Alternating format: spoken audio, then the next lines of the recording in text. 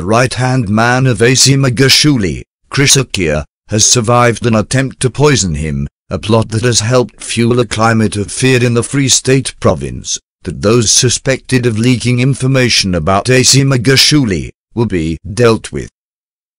Chris Akia, who was released from a Johannesburg hospital on Friday the 5th of April 2019, 2 weeks after being admitted, is the second person with links to Magashule to have been poisoned. "I thought it was just an allergy," Akia said after being discharged on Friday. "I would not know what and where I ate this, but it was confirmed that it was poison." Akia, from Bethlehem, in the Free State province, has been close to Magashule since his time as Free State Premier, and he is Magashule's strategic manager at Luthuli House.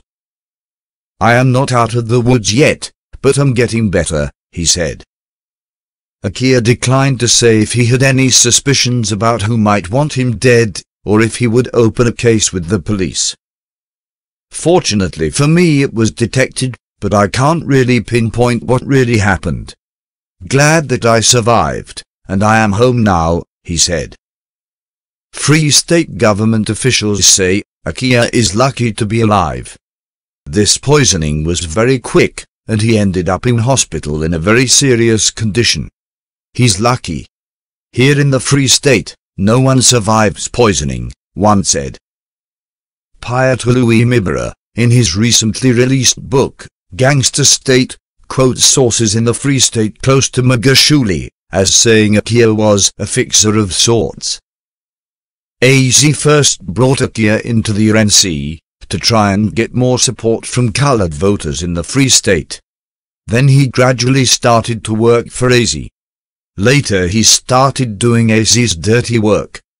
He would pick up money for AC, or do other things that AC couldn't do with the people from his official blue light security team, according to the book.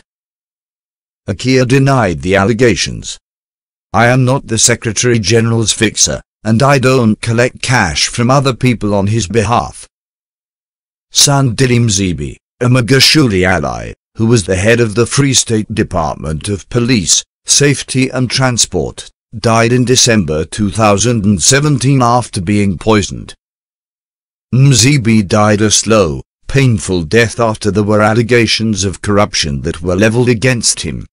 He was not going to go down alone, as the Hawks were investigating the allegations. The best way was to kill him, the source said. Mzibi was a senior official in several Free State municipalities, before joining the Safety and Security Department. At Mzibi's funeral, in January 2018, Magashule told mourners that Mzibi had been murdered. He said he and former Northwest Premier, Suprema Humapelo, had sought help from the then-President Jacob Zuma in arranging for Mzibi to be flown to Russia for treatment.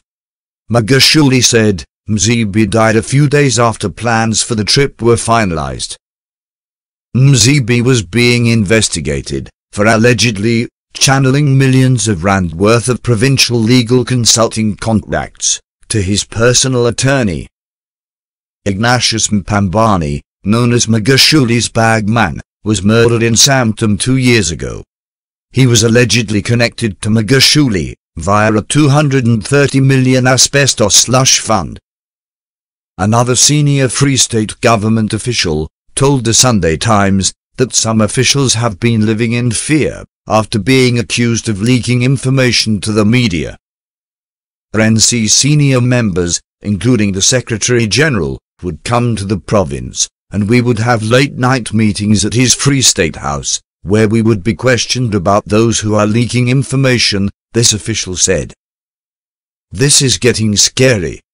We are accused of leaking information to the media about the Secretary General.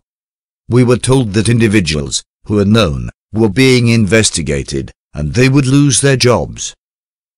The Free State has turned into a very scary province to work in. We are called spies." Attempts to get comment from Magashule and his Chief of Staff, Justice Pitso, were unsuccessful. Please check in the description box below for the links to the sources of this report. Thanks for watching. Please comment, like, share and subscribe.